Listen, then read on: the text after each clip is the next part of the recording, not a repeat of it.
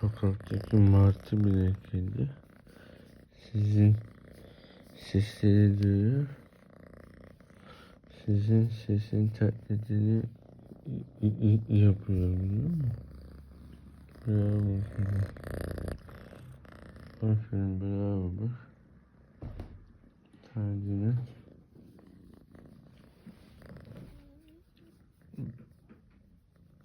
Son aşamalarına geliyor. Bak nasıl parlıyor duvar, gördün mü? Bak nasıl parlıyor. Aferin. Bravo kızım. Bak nasıl parladım ben duvar.